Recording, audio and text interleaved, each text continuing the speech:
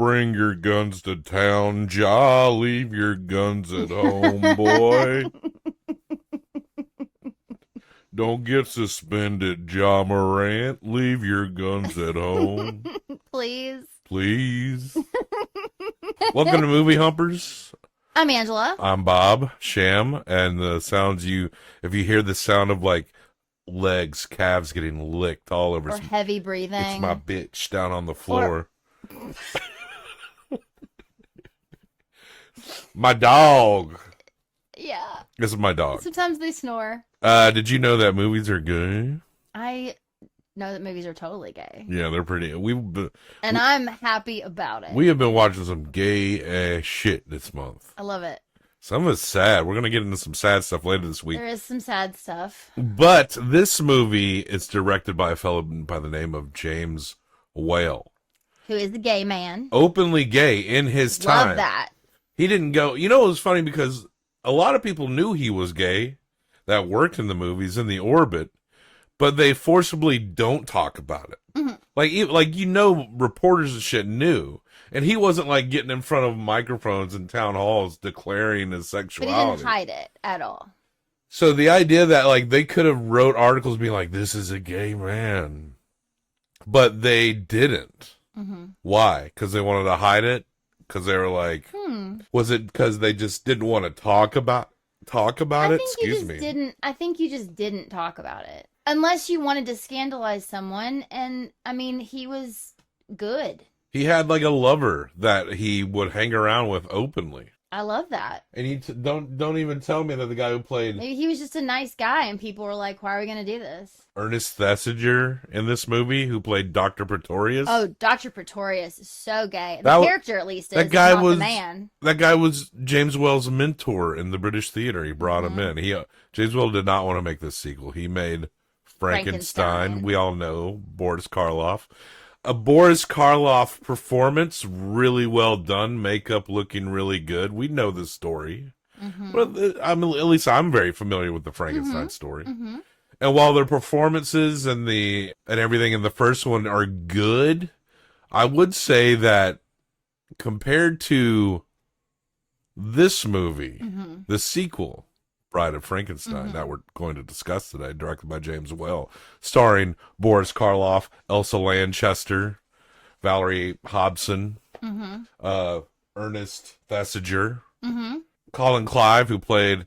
I don't know why they don't call him Victor, but he's Henry in the movies. Yeah. In the James Wale movies. I don't know why. I don't know either. Is it because it's too German? Is he Victor? When literally everything else is German as shit? In the book? Yeah. I don't know then. Yeah. Don't you remember the Kenneth Branagh movie, Mary Shelley's Frankenstein? No, we talked about this. I never saw it. Yeah, but one of the things is, too, that first movie was a lower budget. It was one of his first films. And also... amongst like the first 5 or 6. Bride of Frankenstein, he did not want to do a sequel. They wanted to do like Frankenstein 2, basically. And he said no to it.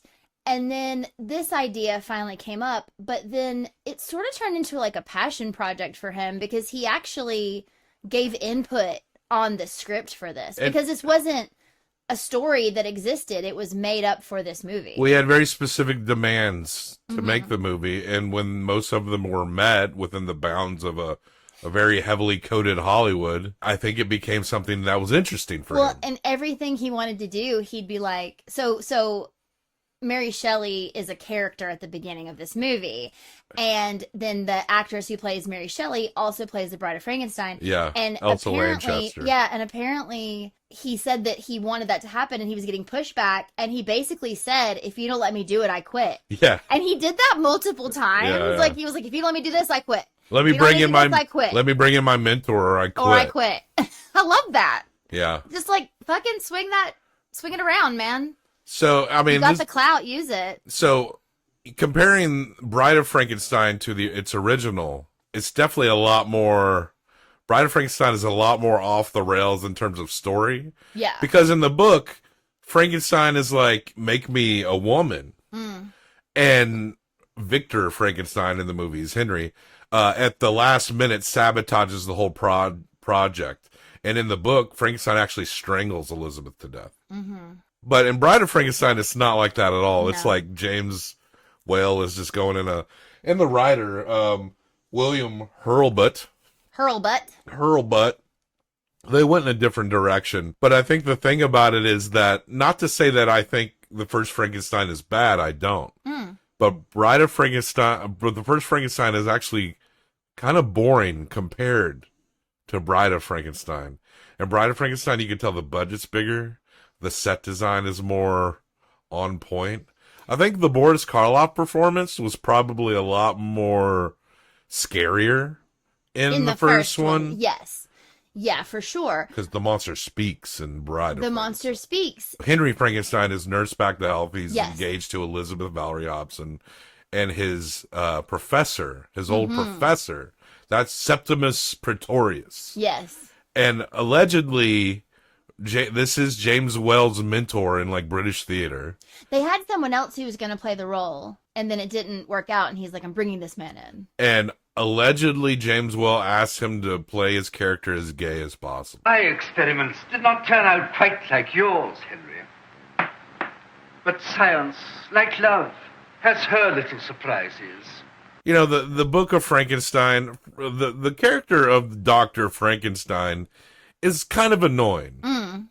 Oh, he's kind of like this, like a scientist that like he's doing something because it's like bold, it's new, he's on the cusp of something, he can make something out of life. Be a god, but then when it all goes south, he's like, "Oh fuck, why? I didn't even foretell that this would be a monster that would kill people." And you kind of get that from scientists now, where like I think it was like that guy who would have been in the microphone was like, if only this is like, I don't know, I'm very much paraphrasing this, was apparently like regretful because Hitler would later come along and talk into a microphone. But so like when you invented a microphone, you never foretold that bad people would use it. Well, that's like the atom bomb. They were like, we're going to create a society that's like a utopia because all war will be over. Yeah, I feel like a lot of people did not think that at the time. I know, but there were certain people who like that's why they wanted to be involved, at least at the very beginning, because they thought, oh, if we have this, we can say, hey, we can blow up the whole world if y'all don't get along. Yeah. And everyone will get along. I guess that is a thing that like a lot of people who are just driven for technology and scientific discovery do. The ethics are overlooked when in pursuit of things. And so I guess it kind of makes sense that Henry Frankenstein would be like that. But he's also annoying, especially in the book. I'm going to kill this monster. I can't believe I did this. I'm going to pay for what I've done. But Dr. Septimus, he doesn't have those hang-ups. He's just straight up like, we can do whatever we want. Look at these jars of miniature people that I cultivated. That was the craziest thing. He basically was like, I've been doing my own experiments. Come, let me show you, and then we'll work together. And he pulls out these jars of little people, and he has a queen and a really horny king. Yeah. And like a priest who's like a bishop grunt, or something. Who's like a Grinch. Yeah. And then a ballerina who only danced to one song. It gets so monotonous. And a mermaid. And a mermaid. And he's like... He said he put some seaweed in there. And he said the only thing I couldn't really... Also, he made them little clothes and little set pieces in the jar. Clothes. Yeah. And this was apparently also a James Wale thing where he was like, I will leave if you don't let me make little people. Septimus is like, the only thing I can't match is size. So that's where Victor comes in. Because he grew them from cultures. Like, he actually created these people. So the product is going to be like taking fresh dead tissue and then like culturally growing organs and shit. I wish so much that we had seen an image of him with like a baby the size of a June bug. Yeah. Do you know what I mean? Yeah. Like, did he have, did it, like, yeah, were did they, it go like, through crawling? that? Did he teach them all to walk when they're like an inch tall? Did the king go through puberty? Like little puberty? Right, or did he just like grow them into what they are? I want more story of this. But it was also like, this was all I could do. I couldn't do it to a size. I couldn't do it full size. But it actually seems way more impressive to make tiny humans. But then so what they decide to do is Pretorius is going to grow the organs. So So he's going to grow a brain and he's going to grow a heart. And Victor And I does guess the everything electric else, but those are body the only parts two stuff. pieces they mention. You don't need anything but a brain and a heart to live. They're combining their skills. And Victor's Henry is going to build the. It's so weird. It is. Call him Henry. Yeah, it is. It's a weird name for a mad scientist. But Septimus is like, I don't give a fuck if like I make something that destroys things. Yeah, he's like, I don't care if it's an abomination. Let's do it. He toasts to a new world of gods and monsters, and he doesn't care which one of those he is, you know? And which is kind of why Septimus, you know, this movie is infamous for its iconic imagery, but we often overlook the little themes when you go back and watch the movie. It's more than just the image of the bride screaming or something. So much more. It's like what the bride does and the characters. And when on a casual level, when this movie is brought up, I feel like Dr. Septimus is just so delightfully evil, but people don't talk about him much. I didn't know about his when you character, watch the and movie, he's huge. yeah, he's all huge. about it. And he's so unfazed by all the dark shit. At some point, Frankenstein crashes into a tomb, and he happens to be there with his version of Igor, who's played by the same guy, but he's different. And he sees Frankenstein in there, and he's not fazed at all. He's just like, hello, have some wine. He's sitting with the bones that he's going to make into the woman, and he's lit candles, he's drinking wine, he's having a party. He's brunching. On his own. He's brunching. In the night. With mimosas. And like Frankenstein walks up, and here's what I think is interesting, is I love that he almost played it as though he'd maybe already spotted him. Because Frankenstein was in there the whole time. Mm. You know what I mean? Like, he's watched the whole thing. Because basically, the guy who played Igor is someone different in this. Yeah. But James Wale just loved him as an actor. Right. And so brought him back and made him look different. But he also is kind of like the goon. Like, watched them break into the body and all of it. And then, it's almost as though Pretorius, Septimus, already knew he was there and was just kind of waiting. Because he just turns and he's like, well, there you are. Yeah. And then this is what I love so much. In that moment when they're talking, you know, he's like, are you going to make a woman? And he's like, yeah. And Pretorius asked him, what was it like to be dead? Or something like that. I can't remember how it came up, but it was, do you understand who Henry Frankenstein is and what you are? Yeah. And he was like, yes, he made me alive from dead.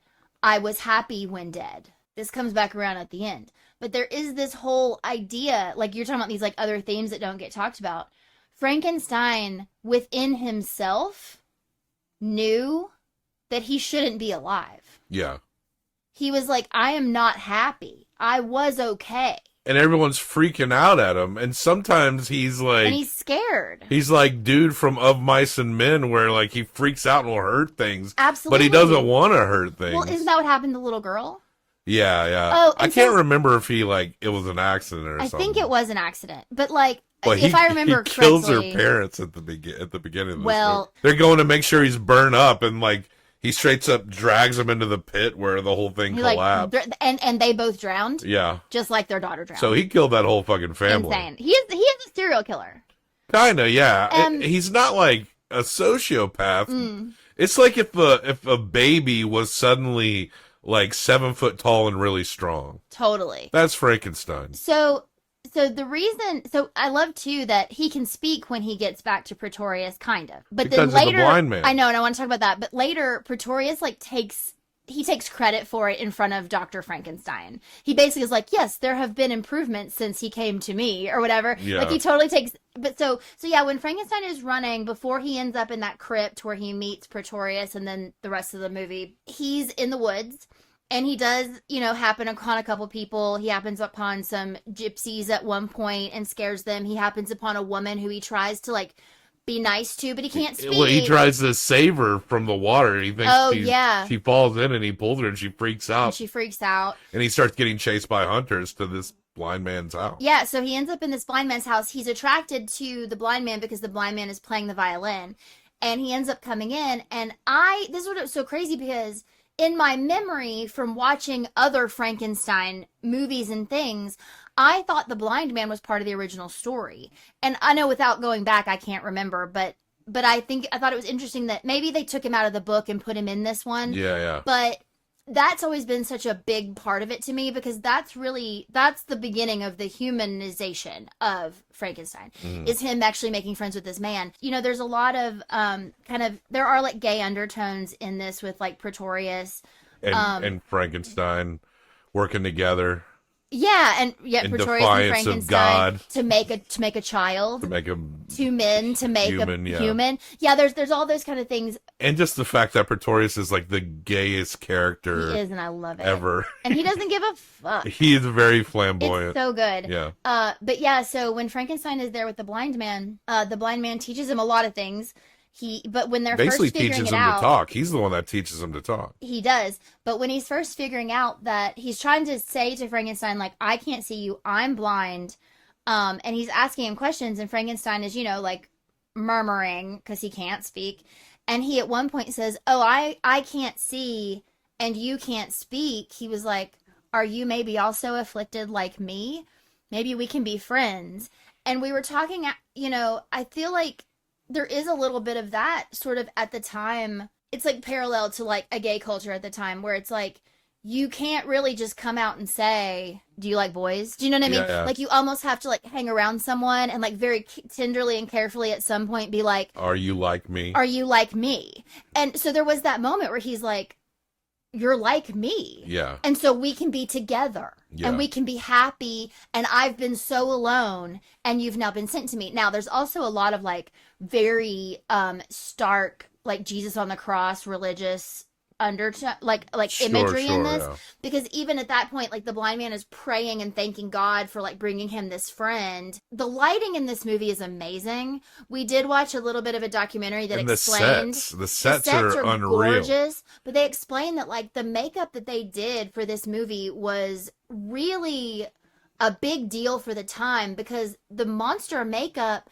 and the reason we all now think that like Frankenstein is like blue or green, right? Mm-hmm. It is because they made his skin that blue color so they could light with blue light and make him look that white. Make him look and everyone brighter, else yeah. had like red makeup on, basically to make them look alive. Interesting. Which I thought was so fucking cool. I don't know, I just thought that was really neat. But then, yeah, the way that and there's this, I can't remember the term, but there's a term for it that's very like stage lighting, where the foreground and the person you're supposed to be looking at is very brightly lit against a very stark, like a dark background. And so you get those moments, like even in that, like when he's praying, then it goes up and the only thing that's like white light is like Jesus on the cross. The cinematographer, John Mescal, Insane. he had a really keen, the way he set everything up and framed everything, it's really well done. Yeah. And apparently Mescal was like a seriously alcoholic. Like, he had to go Okay. get his ass picked up. So he's actually doing all this shit like sloshed off his fucking mind. And the guy who plays Dr. Frankenstein, Colin Clive, he literally would drink himself to death like 2 years later. Yeah, this was his last movie, or one of his last movies. Yeah. He wasn't on screen much after this because he had his did, extreme alcoholism. And all these guys are like British stage actors, the vast majority of people. Mm-hmm. And like, they're rolling their R's like Yeah. crazy. Beautifully dramatic. The cruelest, savage exhibition of nature at her worst without, and we three. We elegant three within. The beginning bit where it's like Mary Shelley and Lord. So we didn't talk about that, but that's what's so interesting about this movie too, is it's not in the book, and they actually even say in the movie that this is not part of the book. Right. And she, it's Mary Shelley is sitting in Just a mansion. like a mansion with Lord Byron and Shelley. Percy Bysshe Shelley. Thank you. They're kind of, Lord Byron's talking about her story, and it does this cool thing where it like kind of flashbacks to the previous movie. Right. And shows like bits of what happened before. So honestly, if you never saw Frankenstein, you didn't need to. They tell you enough. Like, they tell you enough to set up this story that you could just come into this fresh, which I thought was interesting. Well, they set up like this story's being told to Lord Byron and Percy Bysshe Shelley. Yes, but I'm saying By before Mary that, Shelley. he tells the story of Frankenstein. Yeah. Like, quickly. And then yeah, she's like, well, that's not where it ends. And it's a stormy night, And they're like, he's "Ooh, like, do "Ooh, tell." you want to tell us?" And she's like, "Yeah, I'll tell you. I'm kind of in the mood." And so then it launches into this story, and I don't know, I love that setup. Also, love that it didn't go back to that at the end, because I was worried they were going to button it. The scene got cut. There was like apparently an epilogue, and I heard it got cut. I know some scenes with Mary Shelley got cut because it showed too much of her boobs. Like her dress was too cut. She's just her like décolletage, as they say. There was a lot of weird code stuff that they took out. So much. We watched on our Universal Monsters DVD collection. The extras. It had like a 90s documentary about this. Who fucking did Hellraiser? I'm blanking on his name. Barker. Clive Barker, looking like a road manager for NSYNC or some shit. He just had that look. Gold jewelry. He had that look. Yeah. The only thing that was missing was him dyeing it bleach blonde, but he just had that. Anyway, they talked about a scene where there's a scene where in the movie Bride of Frankenstein, Frankenstein pushes over angrily like a statue of a bishop to get into that tomb. Get into the tomb. And that part makes it look like a commentary against organized religion. And in the documentary, they were talking about how it was written that there was a scene where Frankenstein was going to approach a life-size crucifix of Christ. That was in the background of that statue scene. And apparently it was written that Frankenstein would go up to that life-size statue of Christ crucified and try to get him down. And the codes were like, no, no, no. And then they were like, okay, we'll just have him angrily push over the statue of a bishop. Which means he doesn't give a fuck about. And the code, because the first one was like showing him compassion for this being who other people like came and attacked and took his life and went after, just like people were going after him. But no, you can't have that. But imagine if that scene was in there. This movie's already very well regarded. That would have been one of the greatest scenes in the history of cinema. Yeah. Having a Frankenstein, just a confused Frankenstein, try to rescue a statue of Christ from the cross. Yeah. But the codes were like, being no, persecuted like him. That's way too compelling. A man who was also resurrected. And it wasn't like sacrilegious at all. But the codes were like, no. But that scene where you angrily push over the statue of what they put in instead. Of a fucking bishop, yeah, that's cool. Also, the one that looks like you're angry at all of religion, that scene's fine. Also, when Pretorius and Dr. Frankenstein are talking about making this woman, and he's still trying to convince Frankenstein to do it, he talks about how, like they could be gods, like we were talking about, like they could bring life. And he makes reference to the Bible, talking about all these stories that you've heard in the Bible. Well, originally the line he was going to say fairy tales, like he was basically comparing the Bible to fairy tales. Yeah.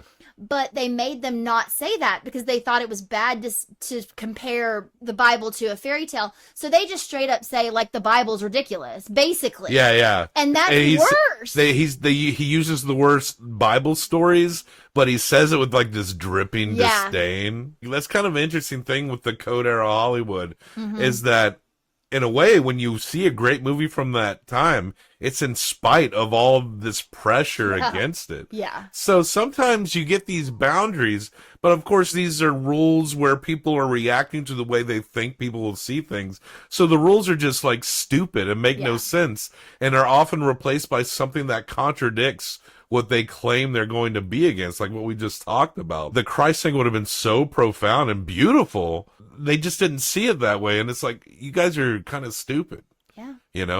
But totally. And I mean, James Wale had a lot of demands, but he, like every other director at the time, were under the guides of these codes. But he was really smart about the way he answered to them. Sometimes the boundaries can help create like an interesting creative product. Sometimes when you see where you're at, it makes you think about things different, and maybe you do something in a way that you wouldn't even expect. Sometimes if you have all the freedom in the world, like you do get a little lost in yourself, a little confused. For sure. I also know there's stories, I can't think of the movie right now, but I know there's been films made where they'll push it farther than they really want to, so that the thing that's really bad will get cut, and they'll keep the thing that they really want. And I think that's fucking brilliant. The like, game the goddamn system, But yeah, I love that his answer to both of their critiques actually was worse than what they wanted him to cut out. Yeah. They cut out compassion.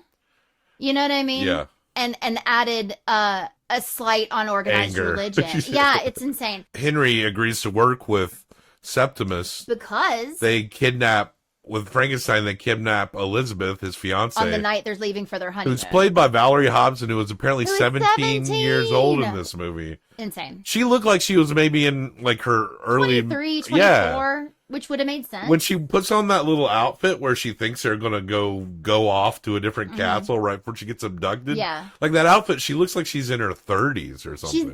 She's giving like she's very Lauren pretty. Bacall or something. But she is she was 17 in this movie. Insane. But Valerie Hobson would apparently eventually divorce her first husband and marry a member of British Parliament who was under a sex scandal. Apparently he was not loyal to his marriage, and he was in a sex scandal. How and you gonna cheat on Valerie Hobson? And she publicly stood by him. Right. So I think she just got snootier when she got older, becoming more of a high society. I'll give the British credit for at least being open about their classism as opposed to True. us who pretend like it's not there, I guess. We don't know what their relationship was like. Maybe she was even okay with him fucking around. Maybe she didn't want to fuck him. Maybe she just wanted the life. Yeah, the You power. never know. Yeah. Yeah, you never fucking know. And honestly, if you make that known that that's what you want out of that, I don't honestly think there's anything wrong with it. I don't think there is either, but that's also not something that you would necessarily speak to. Sure. Like, she's not going to come out and say, I knew he was fucking those girls. I didn't care. Yeah. But she's not going to say that. She's just going to say, I'm going to stand by my husband. So Elizabeth gets taken to a cave. And there's this one point where they bring up the invention of an electric communication device to have Elizabeth talk to Henry, because Henry won't do it until he hears that Elizabeth That is she's there. alive, yeah. But they through this miraculous device, they do it. Mm-hmm. And of course, Frankenstein, they go for it, and Henry kind of gets into doing all this again. So to me, like, even you describing him in the book, like, that feels very manic. Right? Like I've done it, and then, oh god, I shouldn't have done it. Like, he's that in this, because he's like, I can't do this, but then when, like, the heart starts beating, he gets this, like, crazy look in his eyes, which was actually pretty amazing. And, like, the switch that flipped. Yeah. And, and so the brain and the heart Pretorius have created. This heart is not strong enough. And so this is the part where Igor gets to shine in this movie, where I forget what his name is, but it's not Igor, but it's the same guy. The same actor, yeah. Which I think is hilarious, and I love that. They were just like, I don't care, he's going to look different. He literally goes and kills the lady. He goes and kills the lady, because basically Frankenstein says it needs to be a fresh heart from someone who's just died, a young woman. I mean, that's, like, really difficult. At the accident hospital. He goes to the accident hospital. That's a special hospital for accidents. Yeah, for accidents only. And so he goes out and he kills someone, he brings it back, and he's got blood all over him, and he's like, it's very fresh. Yeah. And he's like, what did you do? And then truly... Nothing. Yeah, nothing. And Pretorius is like, he got it from the accident hospiel. Yeah, just like he said he did. Come on. Well, this heart's good. Pretorius don't give a fuck. He's like, yeah, this is the fucking accident. So this is when they're like, let's do it. Let's put the brain in. The brain's ready to go. The heart's ready to go. And then they bring down this, like, what was it called? They called it the cosmic diffuser. The cosmic diffuser, like, comes down. Yeah. That's insane. This, like, thing comes down. They hook everything up.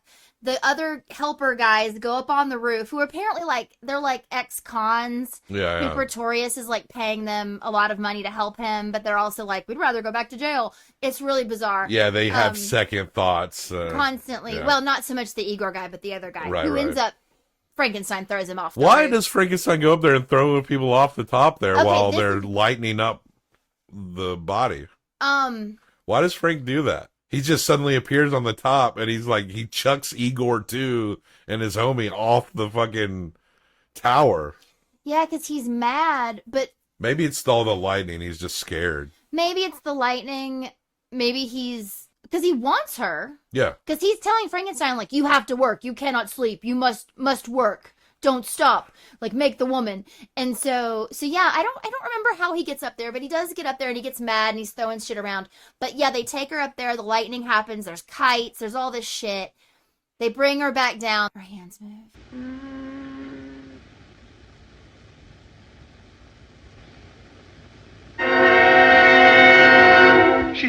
alive! Alive!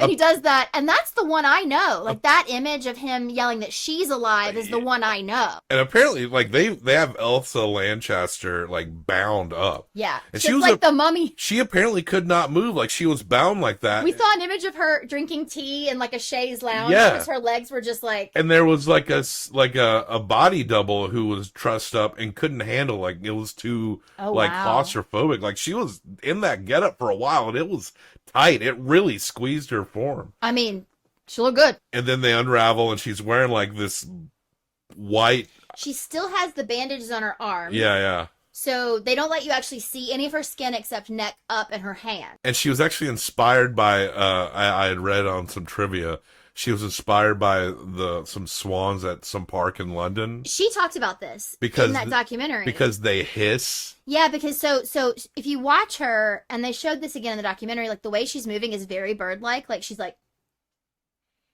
And yeah, when they get mad, they hiss when they feel threatened. She's only in this movie for 5 minutes, but So she makes quite an impression. And yeah, so Frank is immediately... This is what's crazy too, though. Because he doesn't have any social skills. Why would he? Yeah. So he immediately is like, mine!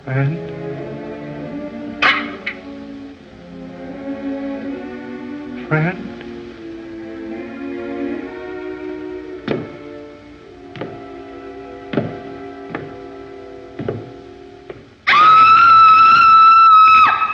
And she screams. She sees him and she's like, no. And that's kind of a part of the retroactively seeing this as a very gay-centric movie, is that they make this woman to be the bride of this monster. She sees this man who is essentially like her, but opposite, like her Adam, she's Eve. And she's like, she says no. She's like, nah, I'm good. She's Lilith. Yeah. She's like, nah. The assumption that just because she's a woman, she's going to want that man, gay or not. And her name is literally insane. They only call her Bride of Frankenstein, and she's like, nah. She's like, I'm not. Now, I heard that they're going to remake Bride of Frankenstein with Scarlett Johansson. I don't know if it's still going, but apparently it's going to be like all that stuff will be at the beginning and it'll move on. That's not going to be as subversive as like this was, you know? No, not at all. It was almost like a revelation that she was actually like, because when you see other pop culture that just inject, like in Hotel Transylvania, Frankenstein's wife was, but we never really talk about the fact that when they talk about Bride of Frankenstein, it's like, no, she actually rejected Frankenstein. Mm-hmm. She didn't want to be with Frankenstein. So that movie will expound upon that. It's not going to be different in the way it was different then. Yeah. Because there was so much about this, and maybe it's just looking back at it with modern eyes and sensibilities. But you kind of do see between the subtle undertones of this whole thing about how gay it is and a woman rejecting the man that she was literally designed for. Like, that's a powerful thing. That's what's interesting to me, is it happens so quickly that she rejects him, and then he immediately is like, she doesn't want me. Yeah. She doesn't want me. She's never going to want me. And then he says... Elizabeth shows up. Elizabeth shows up. She freed herself from the cave. Yeah, she got away. Up. She's trying to get Henry Frankenstein out. And yeah, Frankenstein's like, you go. Live. You live. And then he says to Pretorius, you stay. We deserve to be dead. Yeah. We belong dead. We deserve dead. We deserve dead. Something like that. Something. And then he presses a lever that destroys everything. Why make that lever? I don't know. But you pull the lever and it destroys everything. And that whole tower was Septimus, the bride. It like crumbles. Frankenstein. It goes... And you know, I guess if someone wants to make a new, I understand the idea of someone being like, I love the Bride of Frankenstein. I want to make an homage. I want to posit that she gets out. You know what I mean? And then she goes and like becomes so much more than Frankenstein ever was. And is an independent woman, whatever. And that does go along with the idea of absolutely the rooted idea of her. It's just not something we need. Like, what makes me so crazy about all these remakes? Like, we were literally looking at a list of remakes last night. The thing that makes me crazy with most every remake, I can't actually think of one that is better. is that just put forward the old brilliant ones. Yeah. Like re-release Bride of Frankenstein. If they showed Bride of Frankenstein at our local theater, no one will go see that. I mean, You they know have to no do it one at will art go- houses, right? Sure, I get that, but and it's you're just like, and you're likely to see it there. It could show up this Halloween. I'm saying we'll at the go if they Belcourt. do. Sure, And I get but you what know you're they're not going to go see this movie. I know, but they would go see it if Scarlett Johansson was in it. And look, she'll look great. I'm hearing about kids that like won't watch a movie made before like 2000. Back when we were kids, it would be like you heard people be like, "I don't want to watch anything in a foreign language. Or I don't black want to and watch white. anything I don't in want to black watch and black white." and white. I think Now- I went through a phase like that for a hot second. Now kids aren't even. Now there's a lot of kids who are like refusing to watch anything before like 1995. Like 80s movies are being called old movies now, and I mean we're getting older. Yeah. But I think It with just makes me sad. I'm just worried if they remake Bride of Frankenstein, it's just like, it's hard to make a movie. It's hard to write a movie. Yeah. A Bride of Frankenstein movie is going to be an obviously girl power movie. And I think in some respects it should be. But what is the conflict with the bride? How does that pan out? What is faulty about the bride? And I'm not talking about being dead and trying to figure out her world. What are things about her? Because Frankenstein is layered, he's like actually pure hearted, but he's also very dangerous when he gets freaked out. He's super strong. What is the bride like? Is she going to accidentally drown a little girl, but also be like, want to be free from the trappings of the men that are chasing her and want to kill her? Writing something that is like beat by beat, what you feel like is a moral representation is not the same thing as it being good. And it's not the same thing as being clever. And we're kind of criticizing a movie that hasn't been made. And I don't know, since that Tom Cruise Mummy movie, they may have and COVID, they may have put a stop to the dark Universal monster remakes. I don't know. But I'm just worried about it because there is something so crafty about it back then. And what were we going to get here? Just something just covered in CGI and stuff. Like, I don't know. I'm just skeptical is all I'm saying. I get that. But because I think this movie is better than its predecessor. This movie is so good. And what I love about this movie is that it is, like with the Frankenstein and the Blind Man, it is sincere. It is subversive in terms of how the bride reacts and how Septimus is and like the little undertones of gayness, because movies are gay. But and the abominations of those tiny little people. It's creepy and it's bonkers in the best way. Like, it is kind of a crazy ass movie, but it's not like so off track you can't appreciate what it is. You're not like reeling from like, what the fuck is this? No, yeah, but even we haven't even talked about the bit characters in this that are like amazing, like Minnie. Oh who's yeah, their servant. Who is a fucking scene stealer.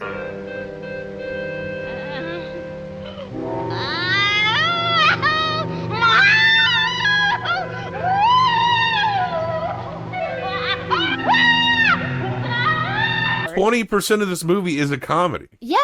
With She's Minnie hilarious, alone. making these faces and reactions and just the way that she does. Elizabeth is very good in her role. Yeah. I know you talked about how like much poise she had, that we thought she was so much older.